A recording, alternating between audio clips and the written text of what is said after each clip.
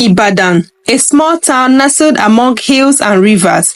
Here, the scent of palm oil fills the air, and the bustling markets are alive with music, laughter, and the clatter of wooden stalls. In this town, where everyone knows everyone, whispers travel faster than the Hamatan wind. The sun dipped low over Ibadan, casting a golden glow across the red earth. Children laughed as they chased each other through narrow alleyways, while women balanced baskets of yams on their heads, their colorful wrappers trailing behind them like the tails of kites.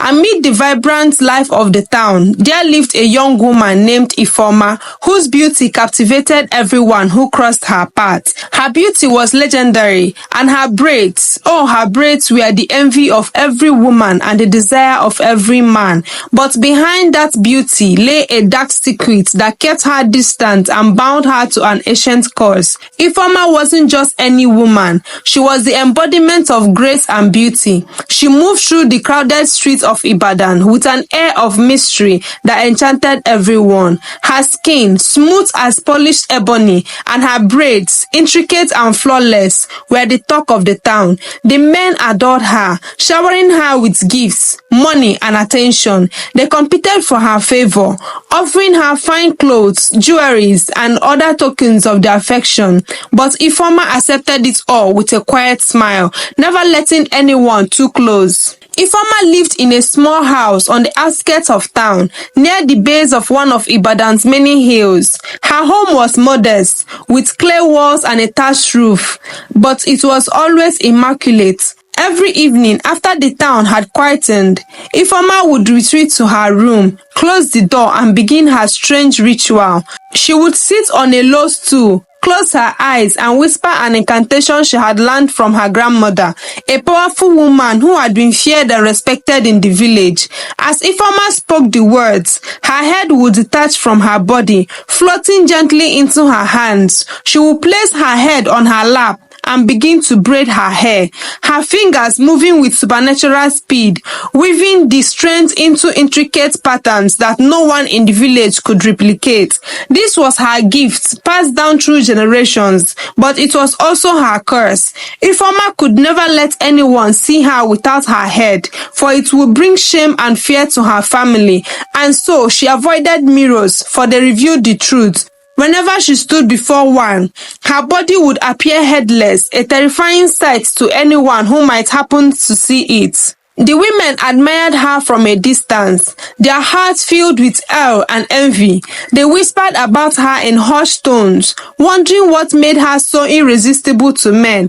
They spoke of her charm, her mysterious beauty, and most of all, her perfect braids. Many of them would come to her, begging her to reveal the secrets behind her beauty, or even tell them where they could go and get the same braids. Efora, tell us, they would say. How do you braid your hair so perfectly? How do you keep every man in the village under your spell? Where can we go and get the same braids? But Efora would only smile, offering vague responses that revealed nothing.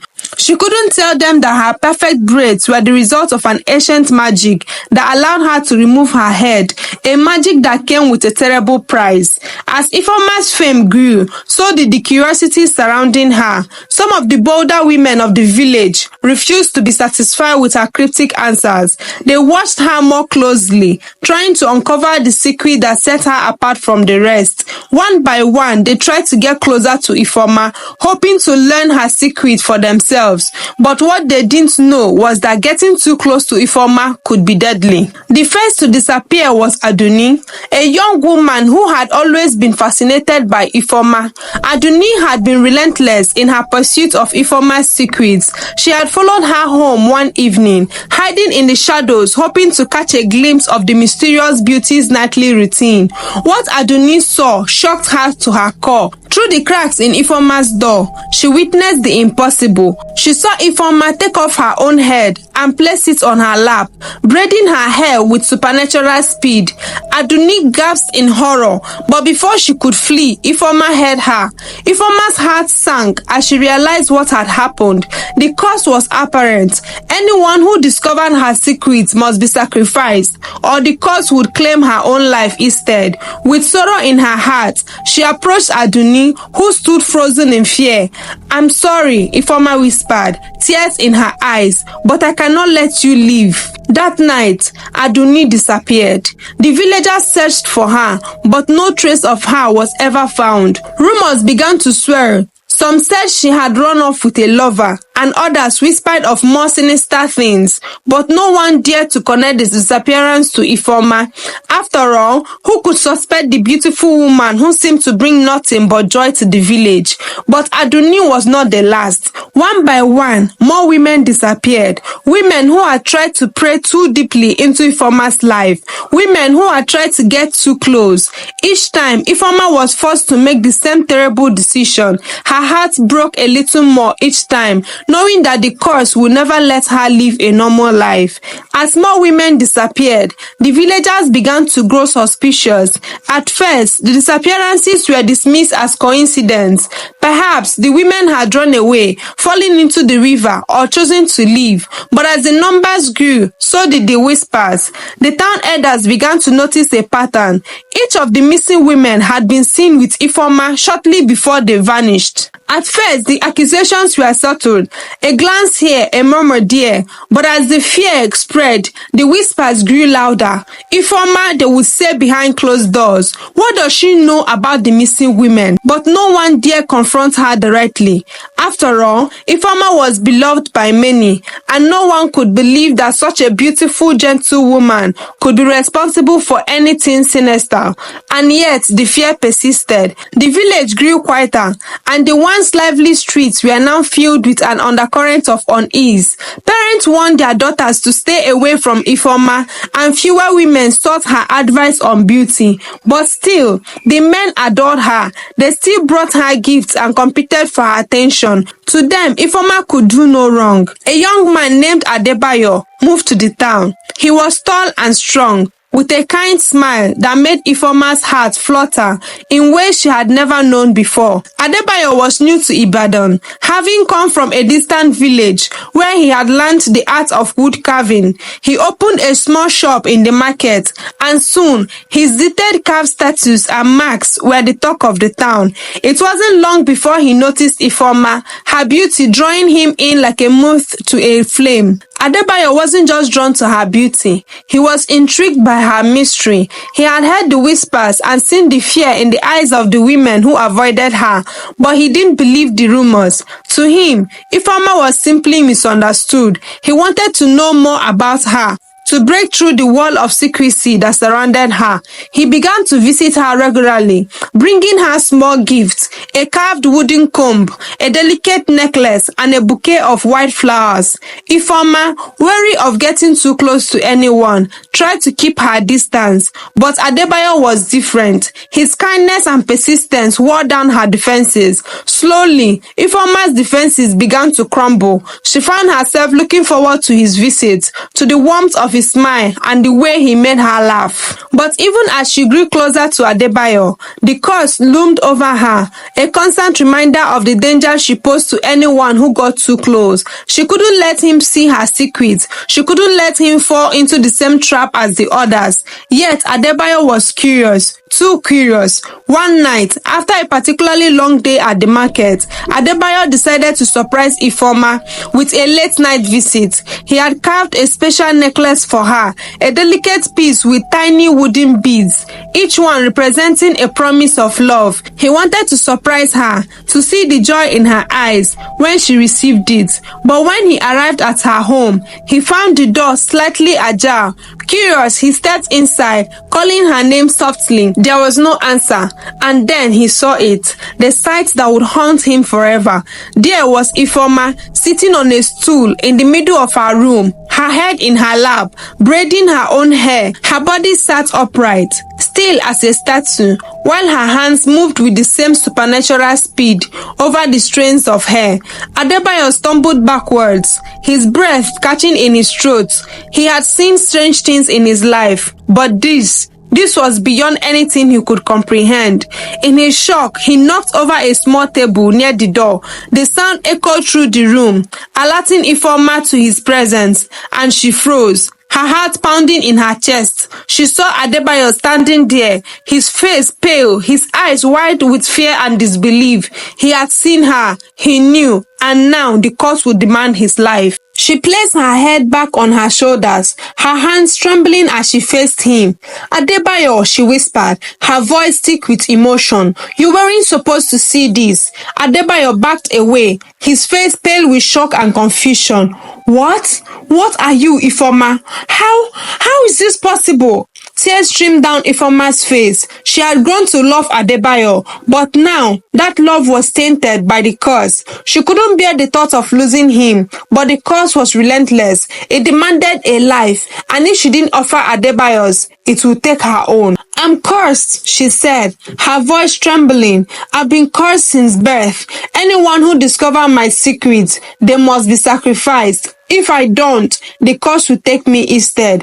Adebayo stared at her, his mind racing. He had fallen in love with Efora, but now she seemed like a stranger, a dangerous cursed stranger. He took another step back, but Efoma's words stopped him. You have to kill me? He asked, his voice barely above a whisper. Efora nodded slowly, her tears flowing freely. If I don't, the curse will come for me. It's the only way to break it. I never wanted this. I never wanted any of this. The room was thick with tension, the air heavy with the weight of the decision that hung between them. Adebayo took a deep breath, his mind swelling with fear, confusion, and love. He loved her. Despite everything, he still loved her. But could he accept this? Could he live with the knowledge that the woman he loved might be forced to kill him? What if there's another way? Adebayo asked, desperation creeping into his voice. What if we can find a way to break the curse without you having to kill me? Efora shook her head, her tears falling freely now. I've searched for years, Adebayo. My grandmother, she searched her whole life. There is no other way. The curse is too powerful. But Adebayo wasn't ready to give up. He wasn't just any man who had been captivated by Efoma's beauty. He had fallen in love with the woman beneath the surface. Even though her secrets now terrified him, his love for her, however, was stronger than his fear. He believed there had to be another way, a way that could save them both. No, he said firmly, shaking his head. There has to be another way. We can't just accept this curse's demand without a fight. There's always a way to break a curse. We just have to find it, Adebayo said. Efora felt a mixture of hope and dread. She had heard stories of people who tried to defy the curse before, but none had ever succeeded. And yet, Adebayo's determination, his refusal to surrender to fate, sparked something inside her. For the first time in years, she dared to hope, but hope she knew was dangerous. Adebayo, she said softly, her voice thick with emotion, this curse has taken so much from me. It has taken the lives of women who got too close to me, women who didn't deserve to die. I cannot let it take you too. I won't survive that. Adebayo took her hands in his touch gentle but firm. Then we'll break it, he said. Together. I don't care what it takes. We'll find a way to stop this curse. And we'll do it before it demands another life. Efora searched his eyes, seeing the conviction there, the love that still burned bright despite the fear. She nodded slowly, her heart aching with both hope and fear. Okay, she whispered, we'll try, but we must act quickly. The curse will come for you if we delay too long. The night was still dark when they left Ifoma's home. Slipping through the streets of Ibadan under the cover of darkness, they couldn't risk being seen. If anyone knew what they were up to, it could draw attention that neither of them could afford. Adebayo led the way, guiding Ifoma through narrow alleyways and quiet paths, heading toward the outskirts of town where the oldest and wisest people lived. Their first stop was the home of Mama Adunayo, an elderly woman who was said to have knowledge of the old ways, the ancient practice that had been passed down through generations.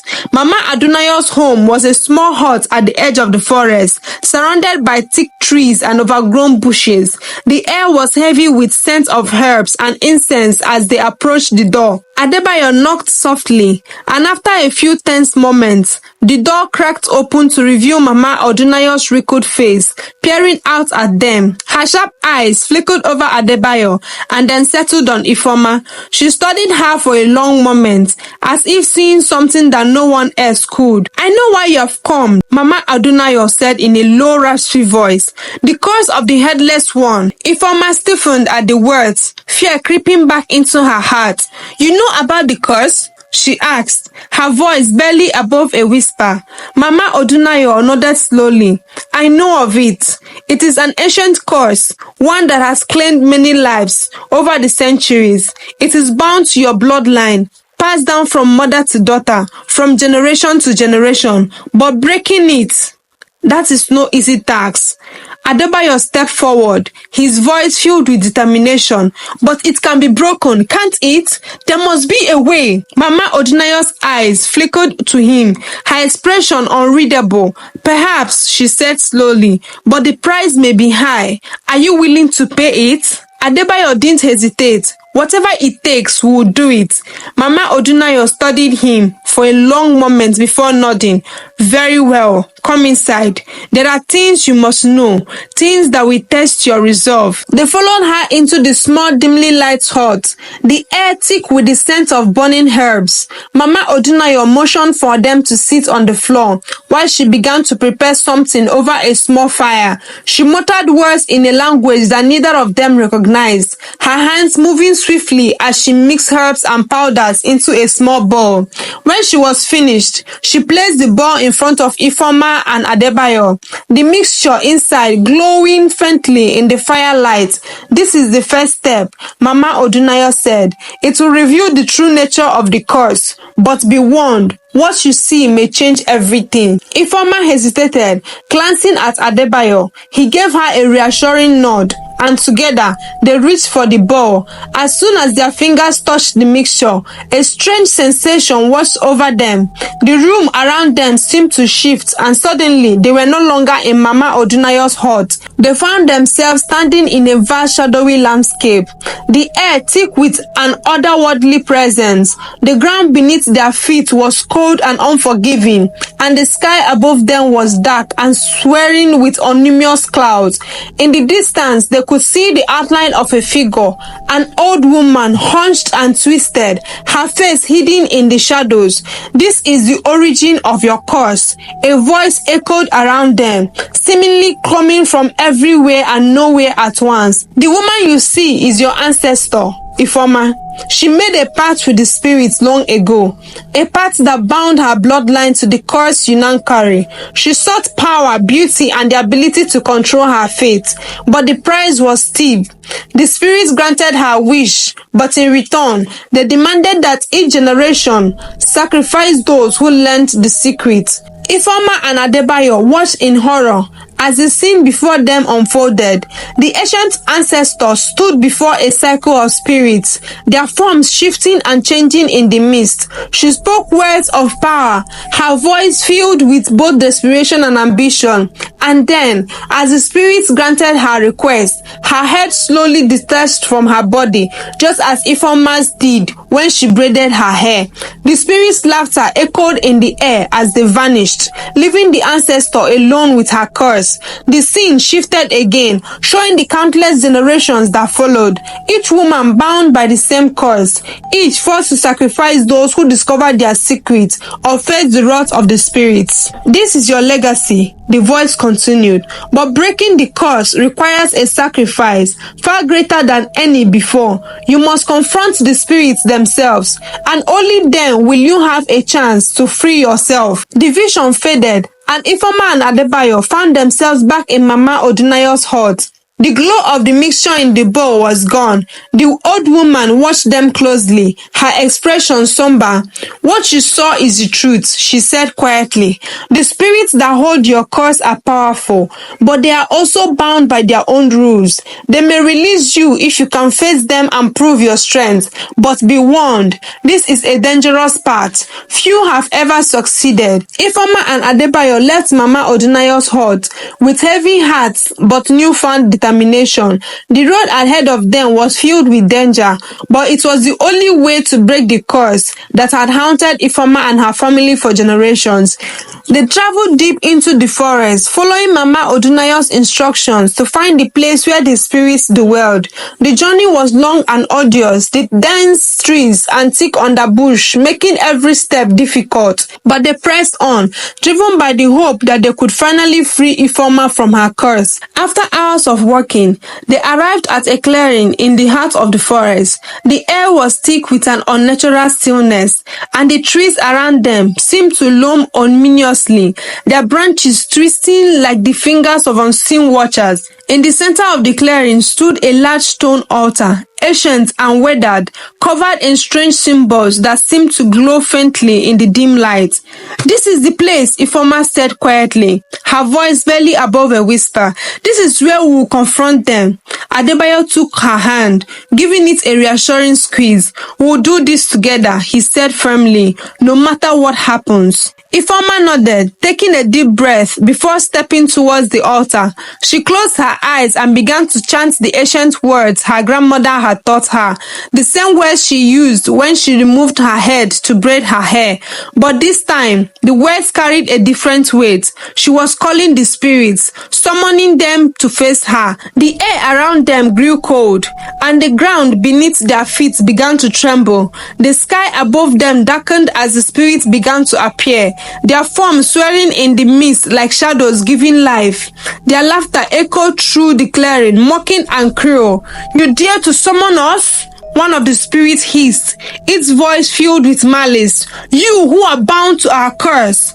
Efoma stood tall, refusing to be cowed by their presence. "I have come to end this curse," she said, her voice steady despite the fear that gripped her heart. "I will no longer be your puppet. I demand my freedom." The spirits circled her, their laughter growing louder. "You think you can break this curse?" The spirits circled around Efoma and Adayo, their forms flickering like shadows caught between this world and the next. Their laughter echoed ominously through the clearing, growing louder and more menacing with each passing second. "You think you can break our curse?" one of the spirits hissed, his voice as sharp as the wind that whipped through the trees. "You who are nothing more than a vessel for our power. This curse is older than you, older than your ancestors. It cannot be undone by mortal hands." Efoma felt Adayo squeeze her hand, grounding her in the moment. She drew strength from his presence, reminding herself that she was not alone in this fight. She had carried this burden in silence for so long, believing that no one could ever understand. But now, standing here in the heart of the forest, facing down the very spirit that had caused her family for generations, she realized that she was stronger than she had ever imagined. She stepped forward, her chin held high. "I am not just a vessel for your curse. I am a woman with a will of my own, and I refuse to be controlled by your ancient demands any longer. This curse has taken enough from me, from my family. It ends here tonight."